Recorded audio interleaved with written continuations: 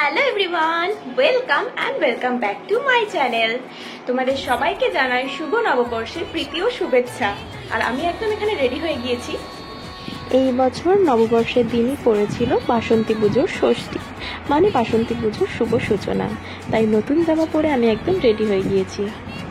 তো চলো এখন আমি বেরিয়ে পড়বো বন্ধুদের সাথে, আর দেখতে থাকো আমাদের এখানে বাসন্তী পুজোর কেমন ধুম হয়।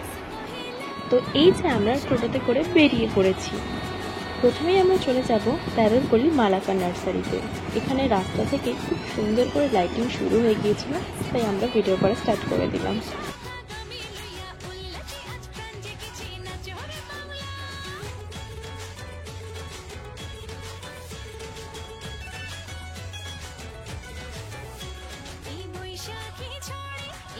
তো চলো ভেতরে যাওয়া যাক আর মাকে তোমাদের দর্শন করিয়ে দিই।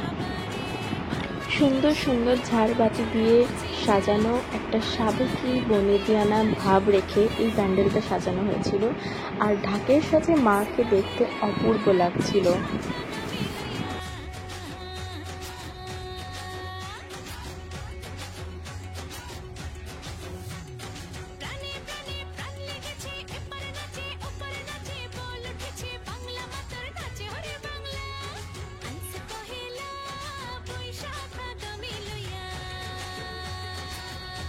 তেরোপল্লী থেকে আমরা সোজা চলে এলাম স্বস্তিক হসপিটালের পাশে ভারত সংঘ বাসন্তী পুজোতে।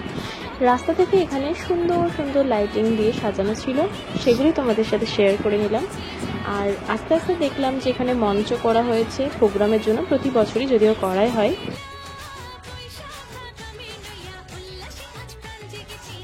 আর তার সাথে দেখলাম যে গেস্ট হিসাবে আমাদের বীরভূমের গর্ব রতন কাহার এখানে অপেক্ষা করছিলেন।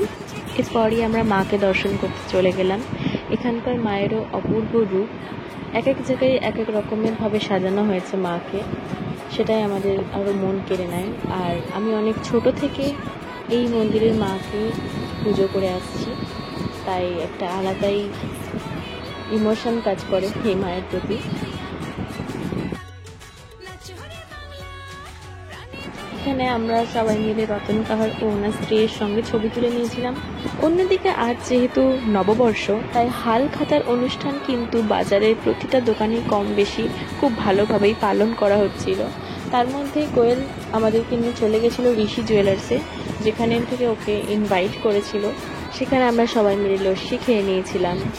আর তারপরে আমরা চলে গেছিলাম বোম্বে স্টোরসে, সেখানে আমরা সবাই মিলে আইসক্রিম খেয়ে নিয়েছিলাম। তো এইবারে দেখলাম শিউরির দোকানগুলো কিন্তু খুব সুন্দরভাবে এটা মেনটেন করেছে। তো আজকের ভিডিও এই পর্যন্তই। ভিডিও ভালো লাগলে অবশ্যই like, comment, share and subscribe করে দিও। দেখা হচ্ছে পরের ভিডিওতে। ততক্ষণ তোমরা সবাই খুব ভালো থেকো, আর আজকের মতন টাটা।